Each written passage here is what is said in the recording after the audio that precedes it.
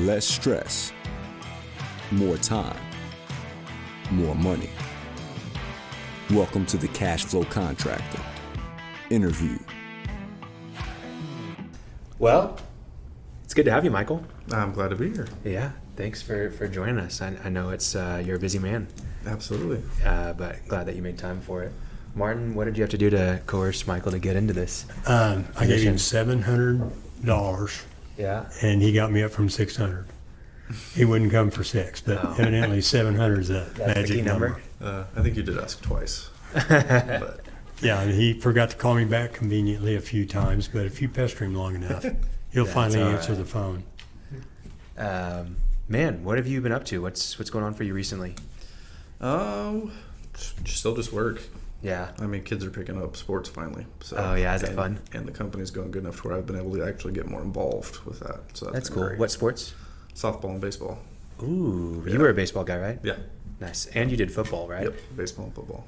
Yeah, you had a gnarly concussion, is that right? Or did you have a bunch? Yeah, a lot of concussions. Wow, yeah. That explains a whole lot. Yeah. That's good. How old are your kids? They are 8 and 6. 8 and 6. Yep. Awesome. Cool stuff. Well, excited to talk to you today about Barnett Electrical, right? Right. And yeah, just kind of give us a nutshell of like who you are, how you got into contracting. So our dad opened it up in '88, and then I worked for him during high school, after high school a little bit.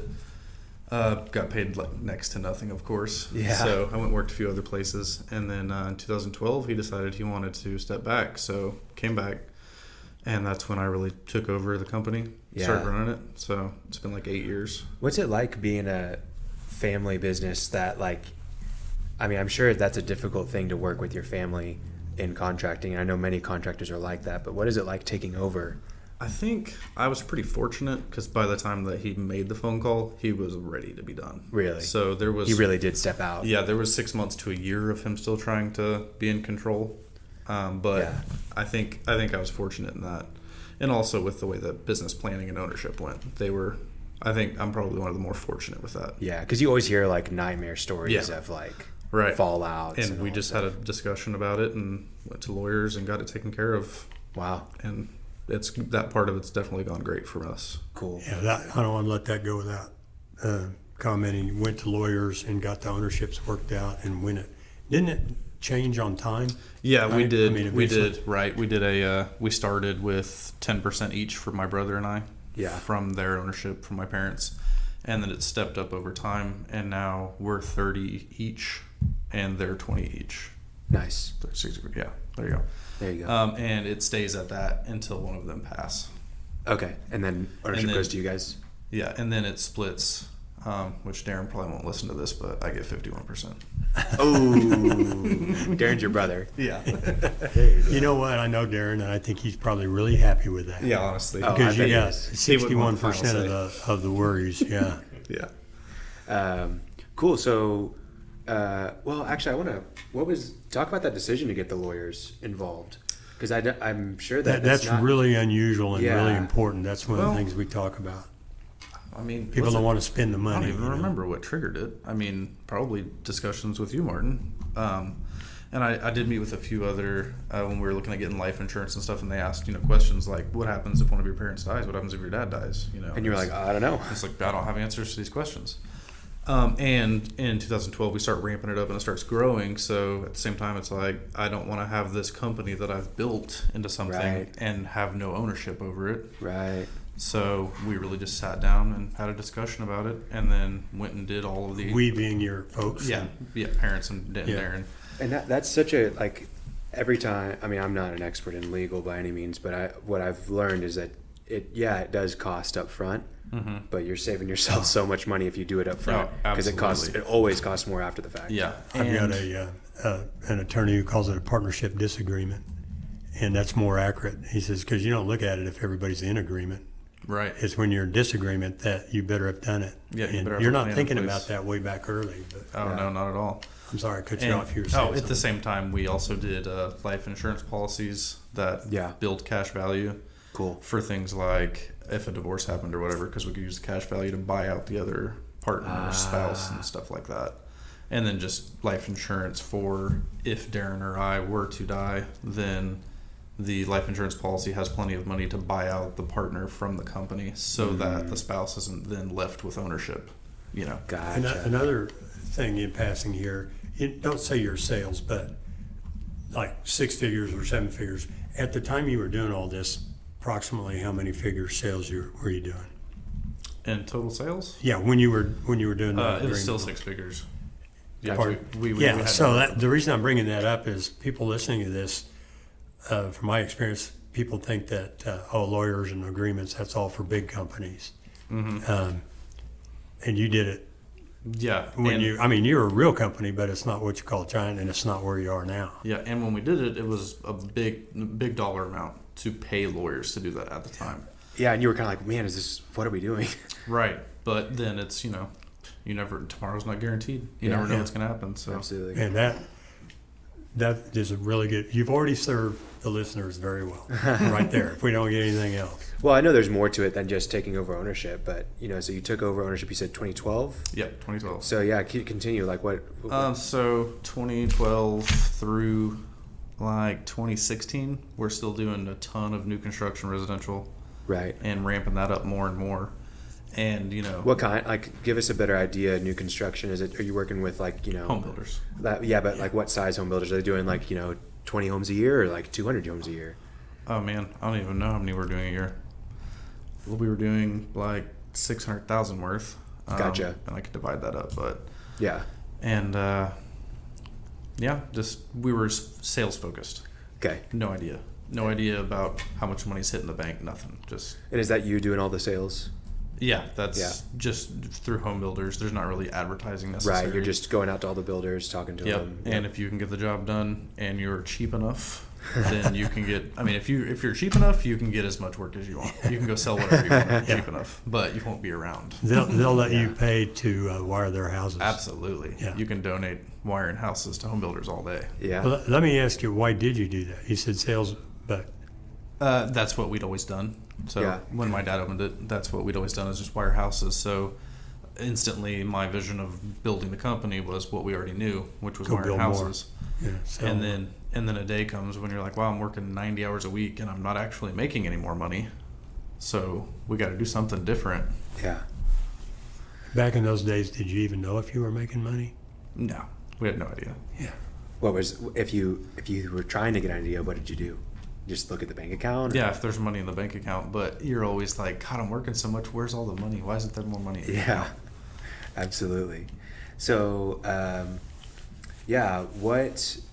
what do you feel like during that time were the biggest issues that you were going through? Was it just constant stress of working too much, not knowing what was in the bank? Was it managing the employees? What was the biggest challenges that you feel like you had? Back when it was just Darren and I running job sites, it was easy because both of us can run. That's why we're in the trade. We were great electricians. Yeah. It's kind of faded a little bit probably since I've been in the office.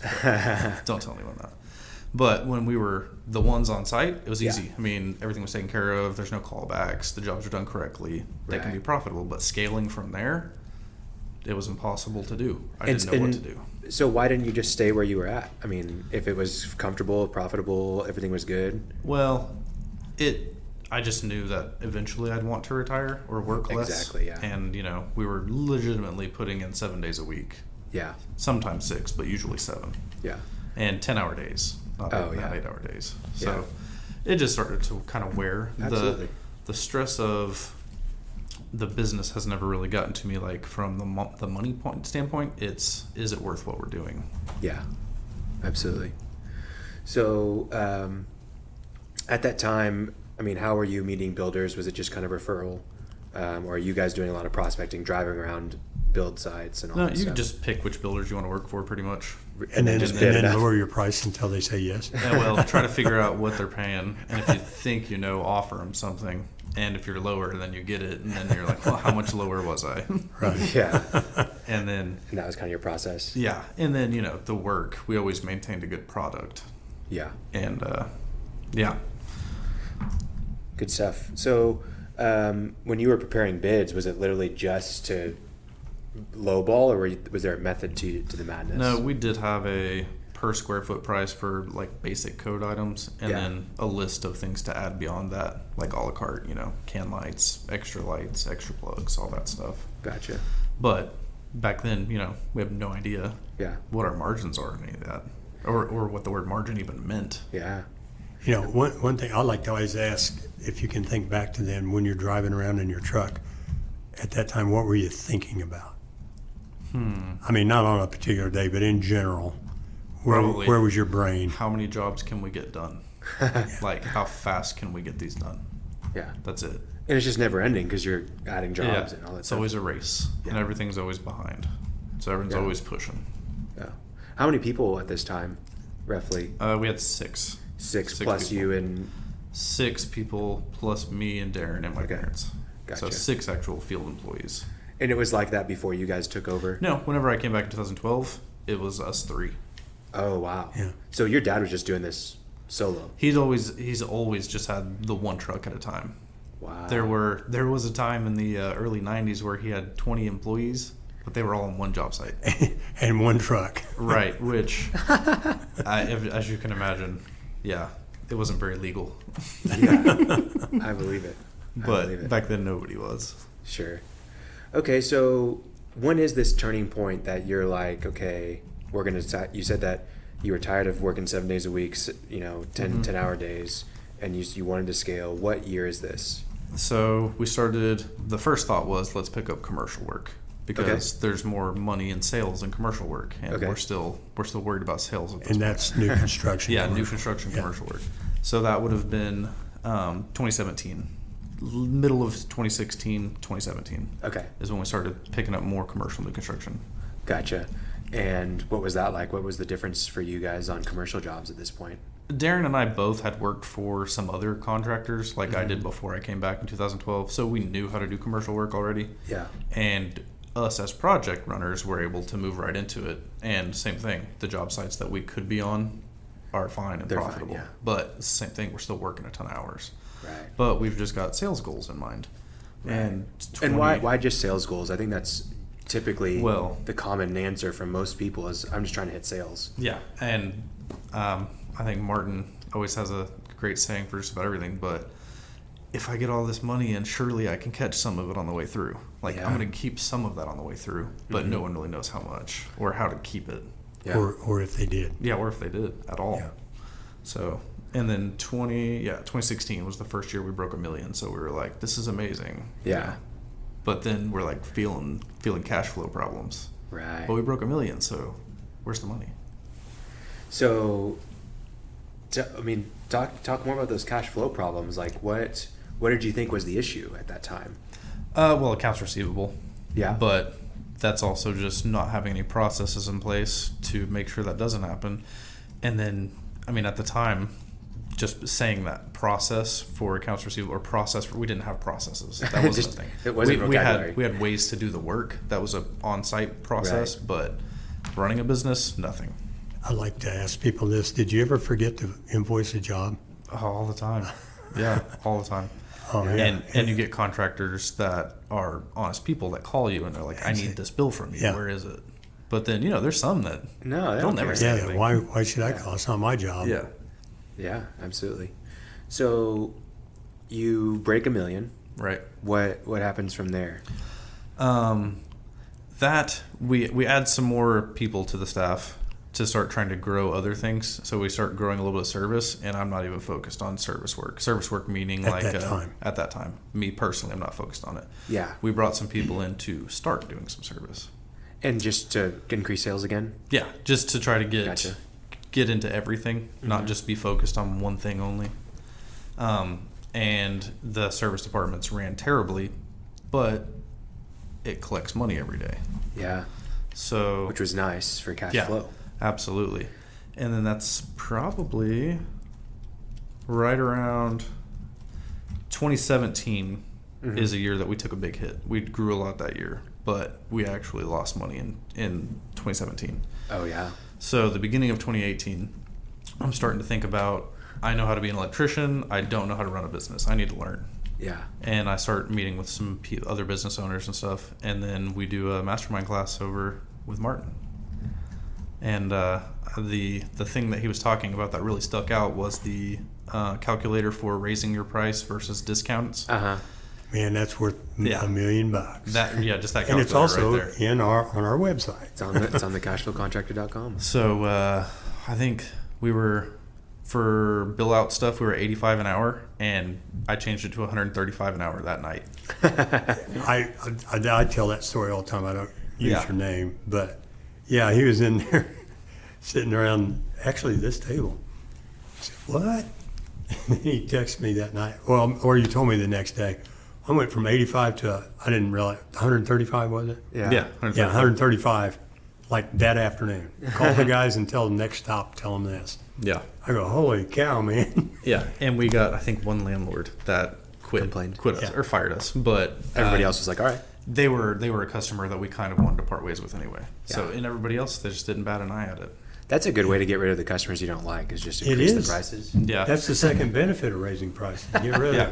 Well, call you yeah. at home Have- warranty buster. Being priced properly qualifies your customers for sure. Oh, absolutely. Absolutely. Yeah. So were you weren't scared to do that, obviously, or like maybe you were internally, but you were like, I just have to. Now, after the calculator that he had, it Yeah. was just like, well, I mean, we could do this much less work and make the same amount of money. Yeah, I'm going to give that a shot. Yeah. I'm going to give an exact example here for the listeners, but if you have 35% margins and you raise your prices 10%, you can lose 22% of your business before you lose a penny of profit. Now, one of the things that Michael knew is to use that calculator, you got to know what your margins are. So if you don't know if you got 35% margins or 20% margins or 50, but anyway, that's the kind of thing you're talking about. Yeah. Yeah, absolutely. And that same class is when I learned that, or when I learned I needed to learn that. Margins. What was a margin? And would you say that, like, when you that mastermind, when you decided to increase your prices, was that when something probably like switched in your brain of like your thinking more about profit rather than sales? I'd say if I didn't go to that mastermind, then we wouldn't be where we are today, for sure. Well, Yeah. Yeah. So let's Thank talk you. about some of the things let's talk about some of the things that kind of, followed that event of increasing your prices. So I don't know if it might have been 2 months after that, I actually signed up and started coaching with Martin. Right. But instantly then I started trying to find books to read and talking to other people and trying, learning what margins were. So then I learned what it is, and our books are trash. So there's no way to decipher how we're doing off of our books. Right. Because we didn't have them internally. We just had a bookkeeper that was just lumping everything together. So then we start meeting with Martin and learn how important it is to departmentalize everything so that you can see where everything's going. Right. And that's really what got the ball rolling. And I mean, today, last year, for instance, for vehicle expenses, we just had vehicle expense. So like maintenance, repairs, tire, everything's lumped into one. But now you can really... Now I've got it departmentalized down all the way to where it's tire expense, it's regular maintenance like oil changes and stuff, then it's repair work, and then major repairs, and then I've got an other vehicle category, and that one is like we built shelving for a vehicle or, tubs and stuff for a vehicle. Right. We put that on there because it's a one-time kind of expense. You know exactly But- where your money's going. And it's helped us make decisions about trucks to get rid of, if we need to get new trucks, if maintenance is costing too much, where Yeah. when it was lumped into one category, we had no clue. Man. So let's go back a little bit. You said that, you started coaching and you started reading books. You started basically becoming a business person, if you will.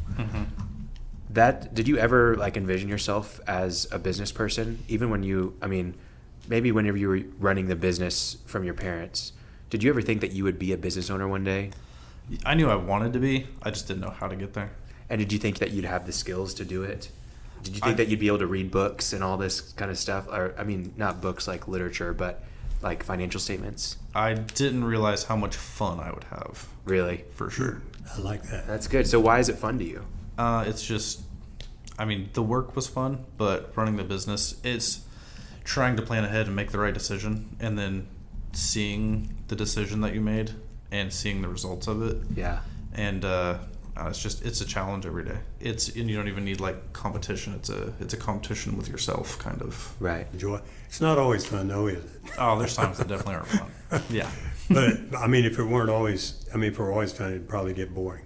Oh, But, for sure. yeah. Yeah, there's highs and lows, but I'd say the highs are much better than the lows. You know, I remember one thing. I guess I can preface this by asking, how many houses did you wire in the last 8 months? Probably like 6. Oh, really? I thought you were going to say 0. But And those were all for like a specific person that is a huge service customer or something like that. right, And they paid much higher prices than they would have with anybody else to use us. right. Yeah. So they valued something other than price and what Yeah. they got. Which previously we were probably wiring like 10 a week or 15 a week. So why did you get rid of that? Why are you not doing the residential installations anymore? So we finally were able to get our books split up into classes and properly track everything. Now that's a hard process, by the way, right? That's not like a day process. Right. Yeah. I was extremely involved in that. Yeah. That put me back to working 90 hours a week, but in a different way. What was that like? Like, why did you press through that? Because you just knew it was going to be valuable? Well, I knew that for some home builders, I knew we were losing money. Just off of like rough calculations that I could do. Yeah. But that wasn't present in our books.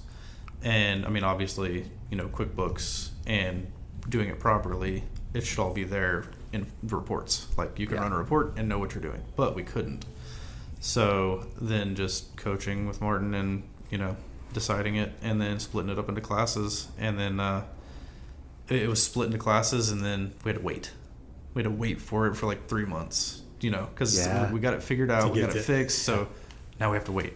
Yeah. So we waited 3 to 4 months and got accurate enough numbers to make a decision. When you saw the margins.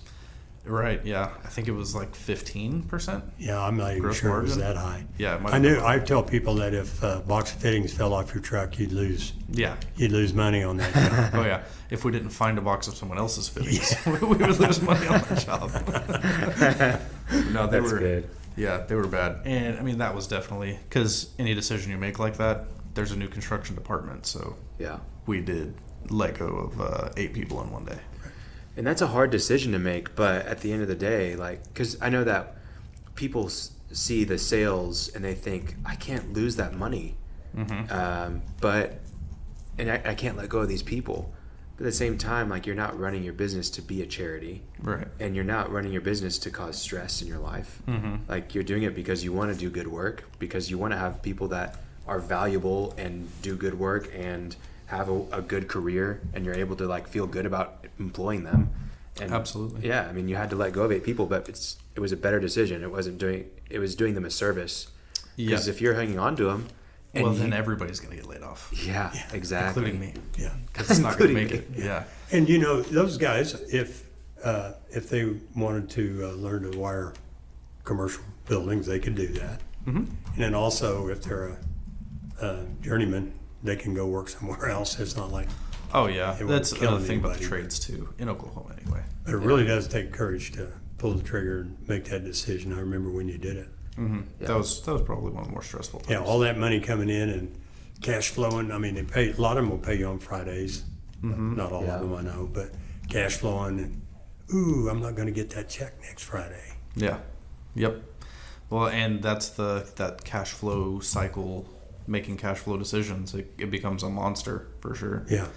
And if you're not careful, it'll catch you to where if one home builder doesn't pay 1 week, then you can't make payroll, and that's a terrible situation to be in. Yeah, for sure. Well, you added commercial. You're talking about. You really started concentrating on something as well, something else too. Service work. Yeah. Excuse me. So what was attractive about service work?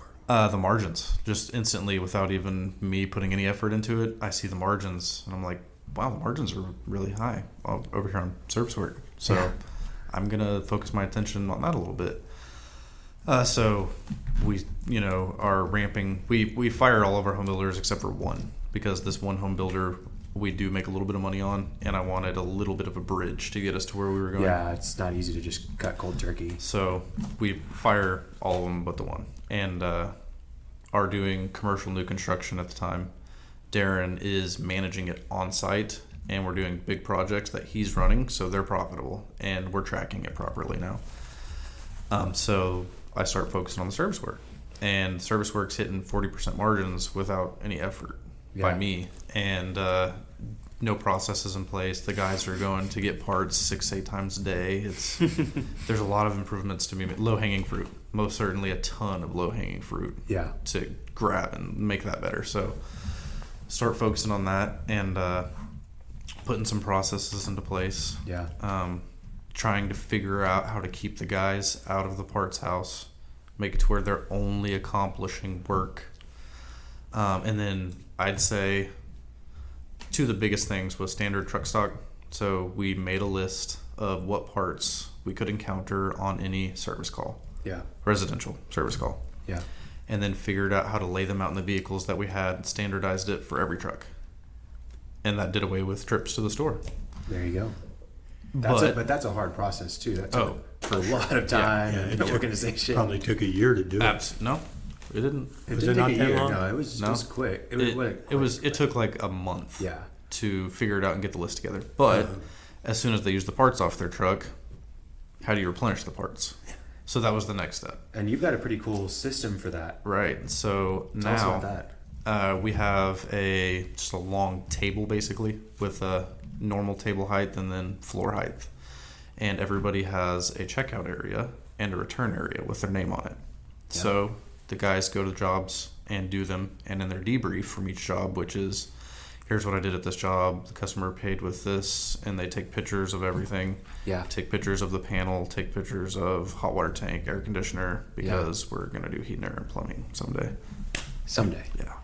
So anyways, take pictures of everything, do their debrief, put all the parts they used. Okay. Our parts, we have 2 warehouse people. They take the parts that were used, they pull them, they put them back in their checkout area. The guy gets to work the next morning. He's got all of the parts that he took off of his truck the previous day to replenish his truck. Yep. So it just keeps feeding like that. And another big thing was we were able to get one of our suppliers to consign. This is what I was talking about. The consign, yeah. So all of the parts that we use for the trucks, there is a locked up room in our warehouse that we don't actually own any of the parts in. Yep. And the supplier stocks it, and we scan out parts when we take them out of the cage. And as soon as we scan them out, that's when we get billed for them. And it also sends a ticket to the supplier to replenish the cage stock. It's amazing. So it makes it to where none of our employees ever have to actually go to a store, including the warehouse person. Yeah, that's fair. And what does that do for your inventory expenses? So the actual cost of being able to have that stuff on hand. Yeah. I mean, I think it's there's $35,000 or $40,000 worth of parts in there. The next facet is to build a new truck. It's like $8,000. The next thing that we're working on, and we're pretty close with the supplier now, is for them to consign the parts on the truck. Until you buy it when he pulls it off and scans it at the customer's house. Right, because at that point we can add a truck to the fleet and not have any money out of pocket for the material. Yeah.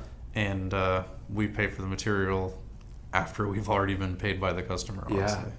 And that's just incredible for your receivables and for the money that's tied up in inventory. Like you essentially going to have like zero cash tied up in inventory. Right. And that's definitely the goal. Yeah, absolutely. That just jumping back when we first met, how big was your old shop? Did you have like 6,000 square feet? 6,000 square feet, the one on 29th. Yeah, so we walked back there and floor to ceiling stuff, right? Yeah. How much money do you have back how here? Much money you got here, Michael? I don't know. But we're guessing maybe 100, maybe 150, I don't know. Yeah, over 100 for sure. Over $100,000 worth of stuff. And for contractors, this is real important because very few contractors carry inventory or acknowledge that they have it, which means that they buy a lot of things twice because they didn't know they already had it, all these kinds of things. But that $100,000 was not available to make payroll because it was tied up. And it's useless. Your profit and loss is wrong. Right. Because if you buy a bunch of stuff and you expense it and you still have some of the stuff, then it shows you've lost money where maybe you didn't. Mm-hmm. Yep. So, yeah. The goal is definitely zero inventory. Yeah. That we own. We won't have a ton of inventory that we don't own yet. And if I would have, and if like we would have just said to you back in like 2017 or 2018, like, hey, you're gonna have zero inventory, like $0 in inventory, you would have been like, what? Yeah, we Like, won't be able to work. Yeah, exactly. But there's a way, right? Absolutely. I think we're covering a lot of like years here, just like really fast. But it was a journey. What was the mentality that you had to have going into that? Because these are big changes that we're talking about. Yeah. It was Michael, always, they're unusual. Yeah. Okay. Absolutely. Most people don't do this. That's kind of what we're trying to get at. it was, so I read this, I look up motivational posters and stuff all the time to try to find some that the guys will like, you know. Yeah. I saw this one the other day, and it was a guy jumping off of a cliff, and it said, "Jump, we'll build the wings on the way down." So, I mean, that might not be a good one, but that's kind of how I've done it. It's kind of how it feels, right? I've felt like I was confident enough in myself to be able to do it. Yeah. So, the decisions were made. Like, this is what needs to happen, so I did it. And then figured out how to make it work, Yeah. for lack of a better way of putting it. But Yeah. But you did it. yeah. And you did it. I mean, that's what. And you're doing it. I mean, Yeah, you're it's still still- jumping still. with no wings, right? Yeah, absolutely. We hired a heat and air journeyman, and we have a contractor's license, and no one knows it yet. Yeah. well, they but- might now, unless you want us to cut it out of this. Yeah, no, it's cool. But yeah, everyone's probably gonna. It's most of the stuff that I've done. There's usually at least my wife or one of my parents that's like, What are you "Are doing? you sure this is a bad idea?" Yeah. Yeah. You know, it takes as a business owner, you have to make those leaps of faith all the time, or else you just stay stagnant and you get in a rut and you don't improve and you miss out on opportunities.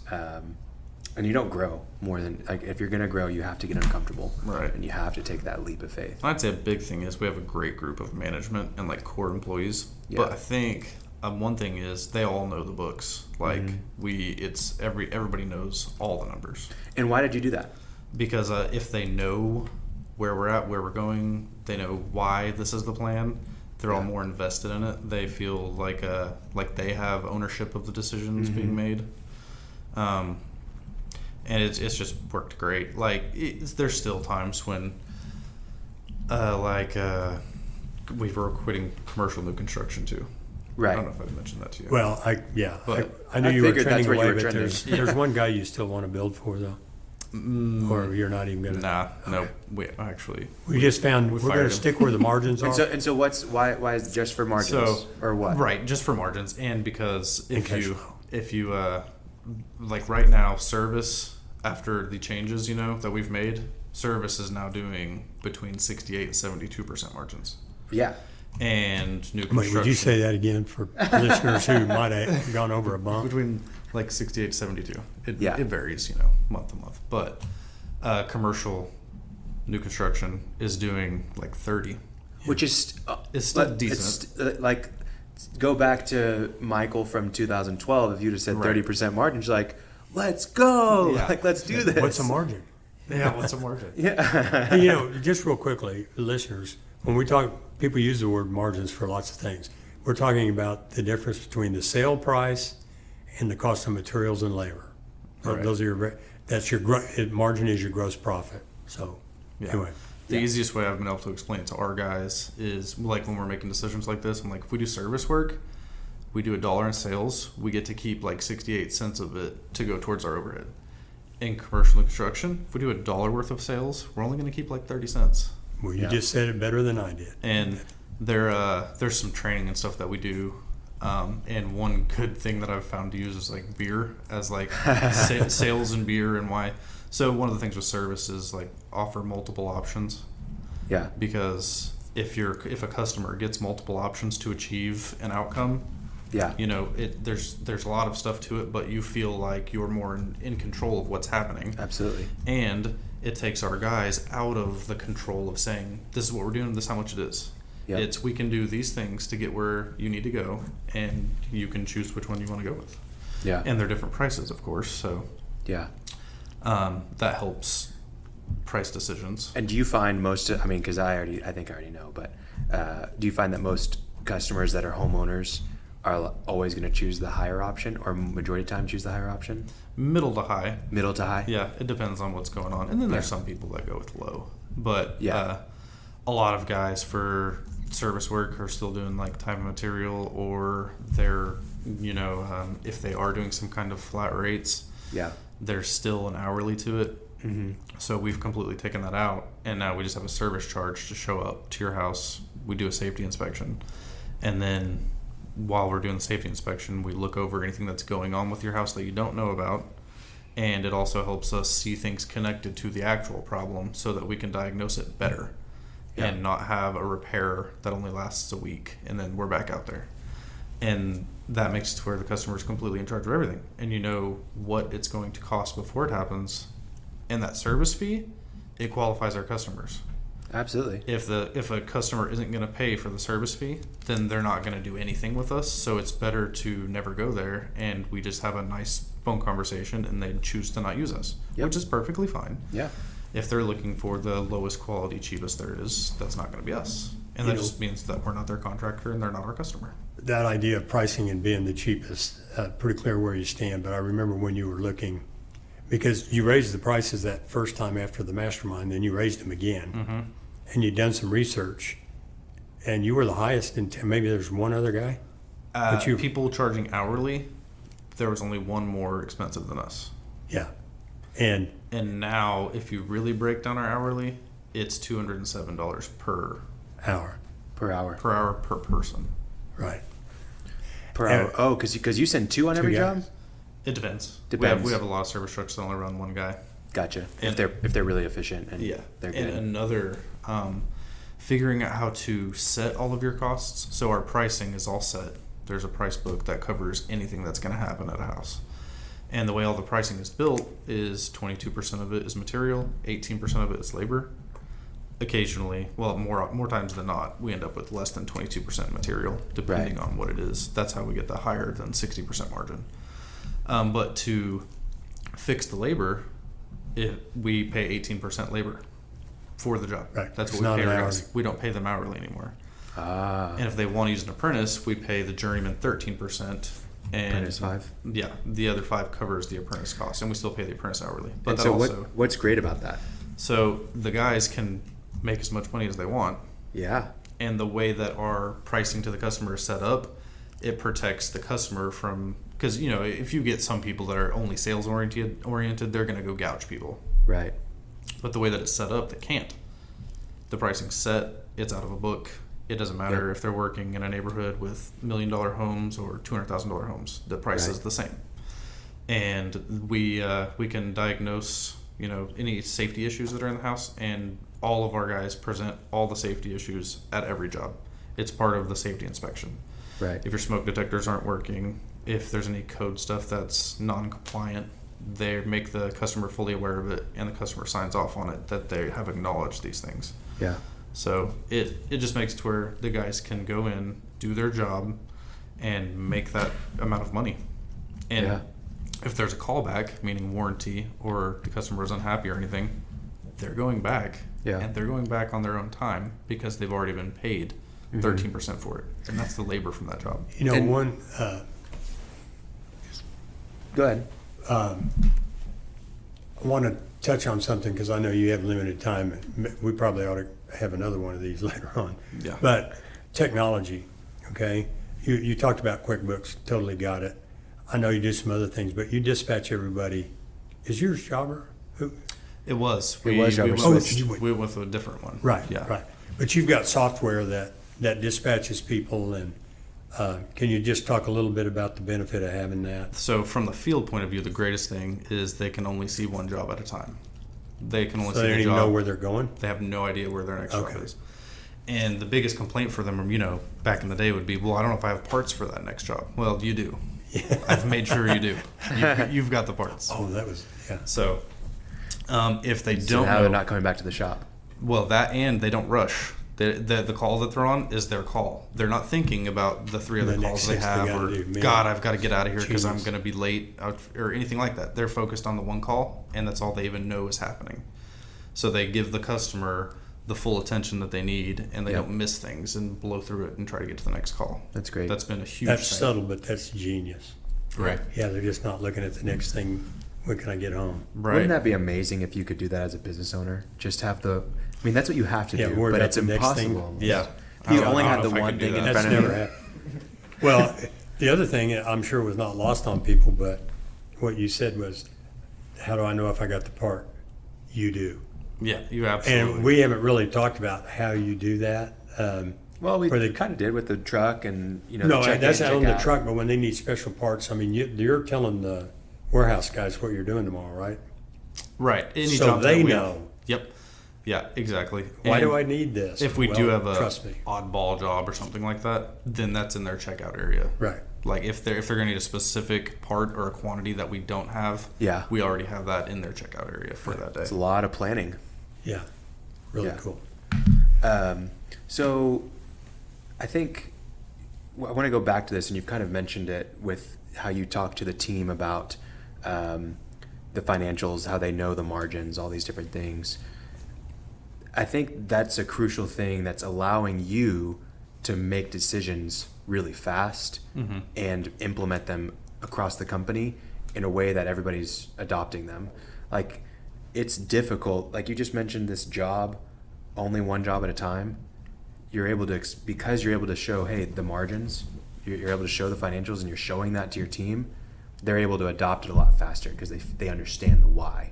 And I think if you wouldn't be doing that, they wouldn't know the why, and you'd have a lot of pushback, wouldn't you? Oh, absolutely. They wouldn't be invested in anything. Yeah. That's the Especially if you showed up in a new Platinum F-150. right. They'd be going, well, that's where all my lever are going to. Yeah, Michael's buying a new truck. They understand that I would never just pay cash for one because Yeah. then that would eat into our cash flow. and it's your right to buy whatever the heck you want, too. Yeah, But I mean, anyway, yeah, you're the owner. there's public relations in that. So I want to go back. You talked about your parents still owning 20%. That 20% is worth a lot more today than what it was when they first got it, right? Oh yeah, for sure. Yeah. And the first year, whenever in 2012, they owed $25,000 in taxes because the accountant that they had claimed fuel mileage and fuel expense, so it triggered an audit. Yeah. oh, So wow. that's the first thing I have to do is figure out how to come up with $25,000. So since Gosh. then, they've been happy, very happy with how what things are we've run. done. And Yeah. Hey, And- that's another thing in passing that a lot of people don't think about, but you've changed around accounting a little bit, right? yeah. Accountants, I mean. Oh, it's a. It's an I important would hire, isn't it? honestly say that's like the most difficult. I still don't have. How do I word it? We'd need someone on staff that's better than what we have. Yeah. For sure. For accounting specifically, accounting is just as important as doing the work because if we don't have the books right, then we don't know what we're doing. Yeah. So, I don't know if it was Martin or somebody else, but it's like flying an airplane with no gauges. Yeah. What's gonna happen? That's a great analogy. Yeah. Good luck. And the window's blacked out. Yeah. So what would you say has been the key? I mean, Martin has already said you're very unusual. What do you feel like has been like the key to, I know you already talked about taking that leap of faith, jumping off without the wings, but like what has been key for you in doing all these changes and turning and creating this extremely profitable company, but it, you're way larger than you were when you started. What has been the key to all this? I'd say people still. I mean, finding the people that will jump off the cliff with you. Yeah. Drink the Kool-Aid. Yeah. But I've, every big decision like this, the core people that we have, they've been involved and have known what I'm thinking. Yeah. And I always, like, one of my philosophies is when I tell you to do something, I'm going to tell you why you're doing it. And that goes throughout the whole company for the managers. When they're telling someone to do something, they need to tell them why. Because if you understand why, you're going to do a better job and you're going to be happier. If you're out there digging a ditch and you don't know why, there's going to be a pipe coming through that's feeding this. There's no purpose to it. Here's the whole job. Up to here's why we're deleting this department. From something so small to so big, everyone needs to know why. Yeah. I would say because you're more invested in it. You're part of the team feel like you're included. Yeah, it's a sign of respect, too. Yeah, absolutely. You know, you didn't ask me, you asked Michael, but one of the things about Michael is wanting to change, but the most unusual thing is taking action. Absolutely. Because you literally, every time I see you, went, whoa. I told you I went home, well, I sent you a picture. I pulled to my house and had my neighbor's house is a brand new truck, anyway, all rigged out. I knew about them, but sitting in my neighbor's driveway. But you took action. A lot of people know they should take action. They might even know what action to take, but then they just kind of don't do it. Yeah. And that's never been the case with Michael. If you You're moving? Get enough Yeah, information. only a mile, but we got 17,000 square feet. Oh. Oh, yeah. Anyway, you take that action. So that's one of them. And you might, we putting this at the end rather than at the beginning, but what was your vision and what has it evolved to? I mean, your vision sounds like when you were just two of you and Darren, it was like get the job done. Yeah. And nowadays it's different. You want to share any of that? I mean, honestly, like the first goal, because when we came back, me and Darren, like I said, we were working like 80 to 90 hours a week and we're paying ourselves a salary. And if you break it down to hourly, we're making pretty much like minimum wage. So the first goal is to pay ourselves a journeyman wage and try to work 40 hours a week. Yeah. That was really all we had. And the way we thought we were going to get there is more sales. So, you know, the long winding road to where we are now. My vision now is to be able to not go into the office at all. Yeah. And I have started going in later. I don't go in the morning until everyone's gone and try to have no contact with the actual guys in the field and to let the managers do it. Because that takes, if I'm there and they can come talk to me, then that takes the managers, I don't know if power is the right word, but it takes their authority. Their authority. Yeah. There you go. That's the better word. It takes their authority away because they can just be bypassed. Right. So the vision now is... I think you had a sign on the door to that effect at one time, didn't you? Yeah. Mm-hmm. Yeah. So the vision is to retire by the time I'm 40. Great. And you're on track, right? That's like that's not the company vision, of course. Man, you're not 40 yet? You look like almost 60. 65. It was those early years. I haven't had hair in like 3 years. That's great. Well, you know, there are a lot of people listening, and I'm just sitting here thinking of categories. You know, you had to deal with inventory. You changed your pricing structure. You changed the type of work that you do completely. You changed your bookkeeping methods and had to learn that. You've taken in technology, which I call software. I also consider technology the fact that you lined out your trucks and did all that. You changed how you bid. You changed how you price work. I mean, I could just keep on going. So I'm sitting here as a guy driving around in the truck listening to this podcast. Maybe I'm a journeyman. I'm going, that's what I want, Bo. WTF. Mm-hmm. How the hell? Where do you start? What would your advice be to a young guy or a young lady? And they said, I want that. Well, at the very beginning, you're going to have to keep doing the field work, and then you're going to have another job at night and learn it. That's what, at the beginning, that's what I did, because I couldn't work less in the field. Yeah. So, and read. I absolutely hated, well, I mean, I still don't like reading books, I'll be honest. Well, you can listen to them. You can listen to them. Well, with me, I've got to see the words. If I'm that way too. I've got to read them. So there's insane how much, and I mean, there's always different ideas that can conflict with each other at times, but if you read enough books, you've got a good base foundation for what you need to do. Something will always stick. Yeah, and talk to other people that are in similar situations. Yeah, and talk to the ones that are not complaining about how tough it is, the ones, well, even if they're complaining, but the ones who are getting it done, not the ones who are saying, well, it's not fair, or excuses and all that. Absolutely. Yeah. Yeah, you'd be willing to help a journeyman, wouldn't you? As long as he wouldn't compete directly. But I mean, I know you. I mean, yeah, you would. Bring them on. Yeah. No, I mean, the competition too, bring them on. Well, you're here doing it right now. Yeah. Absolutely. Yeah. So. Well, typically, you know, we have some segments that we do. We're going to kind of skip through those, but we'll definitely have to bring you on and talk about like specific things. Like, I definitely want to dive deep with Michael on like the inventory side, on the margin side, and all these different things. But before we go, we always do a recap of Ethan's insights, is what our segment's called. So you ready, Ethan? We're not going to have music today. I'm ready. Okay. Martin just gave you pretty good one too. Yeah, he really did. I'll try and But we got 1 minute on the clock. You ready? Yeah, is that mic reach from here? Yes, it does. Here we Cool. go. Well, after Martin's little recap, I will say my favorite point of the whole thing was right at the beginning, and you said you've had more time with your family, and that's kind of like what this is all about. Just having more time to think about yourself, not just stuck in the business all the time. Absolutely. When you started, like Martin said, you didn't know where your money was going. You felt like you'd worked a lot, but you didn't see it, and you always felt like you were rushing from project to project. Then you decided to pick up commercial work, scale up, but it was sales-based still. You broke $1 million, but still no money to show. Your answer was accounts receivable and no processes. You then raised your prices, and you were kind of nervous, but you didn't lose any clients, only one. So don't be afraid to raise your prices. Learned about keeping good books. You departmentalized so you could see exactly where your money was going. You split your books into classes, got your correct margins, and you were able to make confident business decisions. You began using systems in your workflow and inventory, and that helped a lot. And accounting is just as important as the work itself. So get good books, everybody.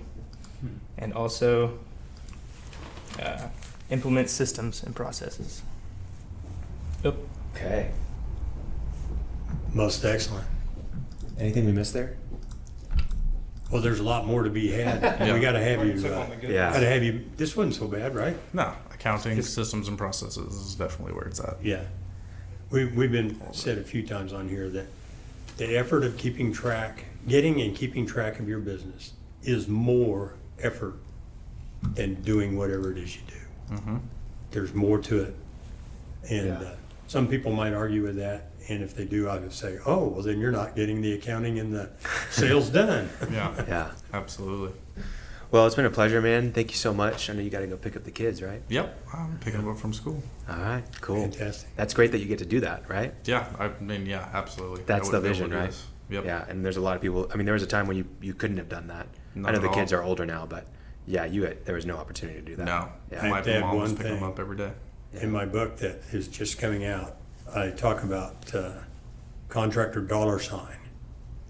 And just amongst us, Michael is contractor dollar sign. All right. Well, appreciate it. Yeah. Thank you for your time. Thanks for having me. Yeah, we'll have you again soon. Sounds good. Thanks, All right. guys. Thanks, Michael. Thanks for listening to The Cashflow Contractor.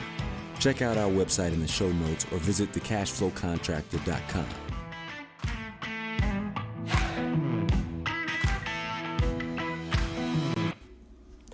What's up, Cashflow Contractors? Khalil here. Thank you so much for getting to the end of this episode. It means the world to us that you're listening. I've got a favor to ask. So we are looking for contractors who would like to have a free consult with myself and with Martin for about 30 minutes to an hour. We'll basically just ask you questions about your business, about what it's like for you to work as a contractor, and then we will answer any of your questions specific to your business. Then we'll make that a live episode for other contractors to learn from, to engage with. And we think it's a great way for people to really see clear, specific answers to problems that contractors have. So if that interests you at all, we're not going to share any of your information. You don't even need to say your name on the episode. But I think we want to get some more of these episodes out there. And if you're willing to do that, we've got a link in the show notes that allows you to just submit a form for a consult. Then we'll schedule it with you and record it, and we'll put you live on the podcast. So if that interests you, please check it out in the show notes. If not, no worries. Or if you know someone else that you think would be interested in it, send it to them. That'd be great. But appreciate it. Thank you so much for joining us. And yeah, we hope that you're finding less stress, more time, and more money. Thanks.